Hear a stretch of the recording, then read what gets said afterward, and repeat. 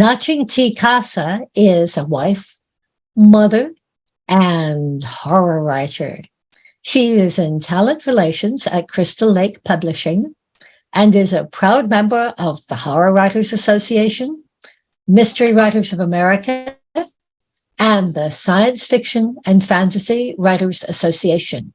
She is also a 2022 HWA Diversity Grant recipient. Go through it, Naching. Thank you, Sarah. Sherlock Holmes has a new client. His name is Johnny Rossi, and this is his story.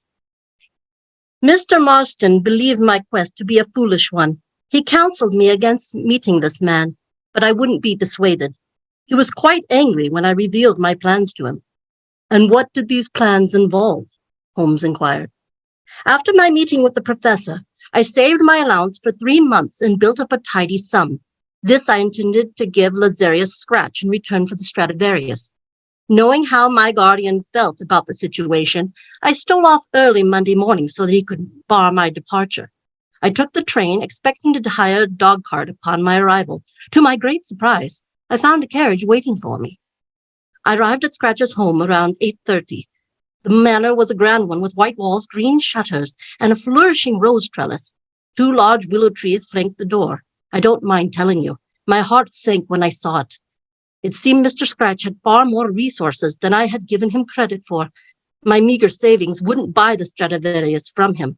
I was sure of that. I would have to find a different way to acquire it. My first meeting with Mr. Scratch was a strange one and unnerved me greatly. He was an imposing man with hair bleached by the sun. It hung about his face, giving him an almost angelic appearance. I like you, Mr. Holmes. It seemed he knew things about me he shouldn't know.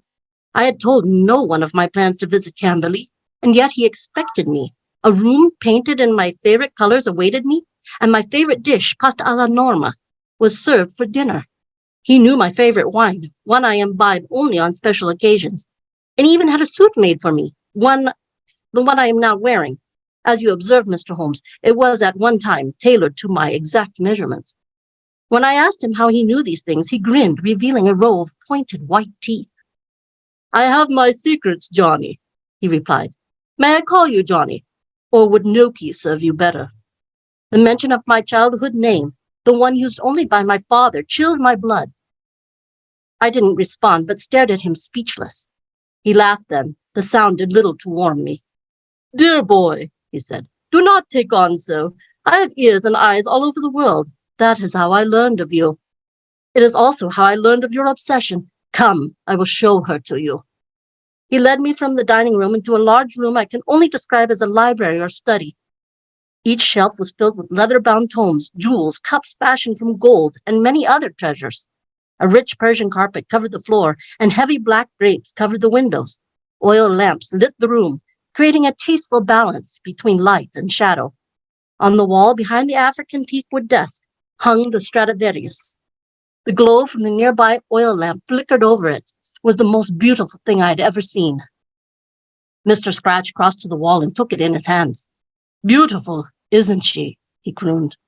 I reached out for the Stradivarius, desperate to touch the wood, to feel the strings under my fingers, and to clutch it beneath my chin. He held it just outside my reach, a smile playing across his lips. I am sorry, Johnny. I cannot allow you to hold her. She is my prized possession, the highlight of my collection. I've owned her since she entered the world. I cannot suffer another to touch her. I nodded, the disappointment once again flooding my heart. I felt as though I were drowning in it.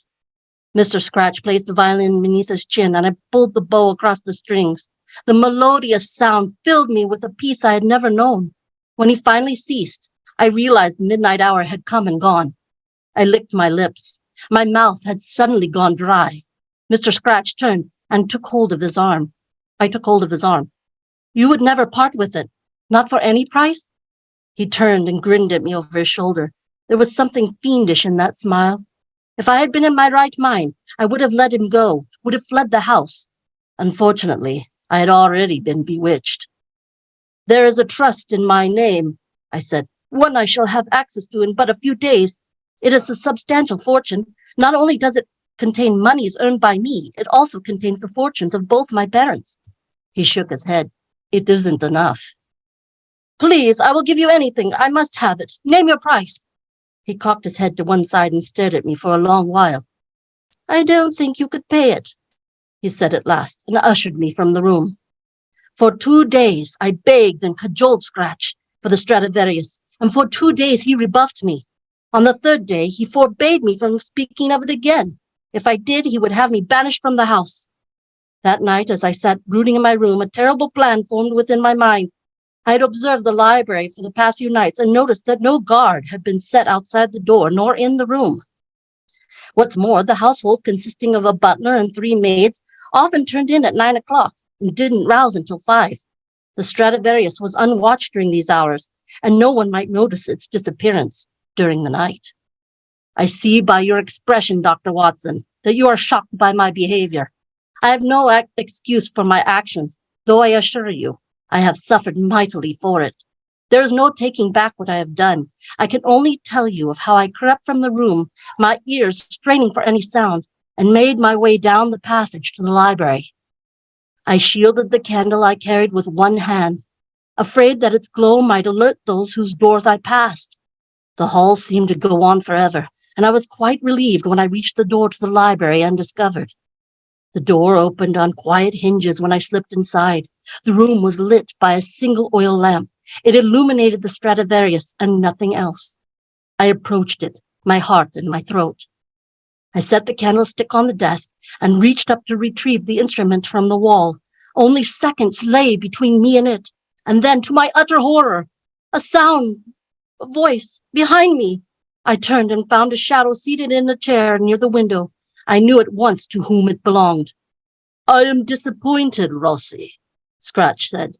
I had such high hopes for you. It seems the temptation was too great. You can imagine my shame, gentlemen. I couldn't speak a word. I simply stood there like a chastened child. Scratch rose from his chair and approached me.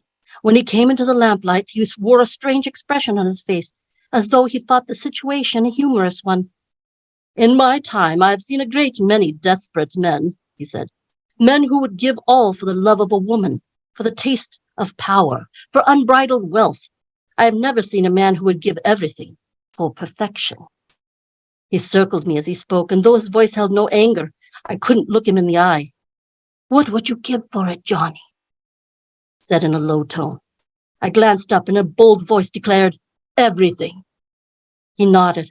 Suppose we were to have a contest. If you win, I shall give you the Stradivarius. What will you give me should I win? Since you will not take my money, perhaps you will take my violin. I have it upstairs in my room. Scratch shook his head. No, that will not do. That will not do at all. My Stradivarius is one of a kind, and I have no use for another instrument. What will you take as payment, then? You have only to name it, and it shall be yours. He nodded, and that strange grin spread over his face once more.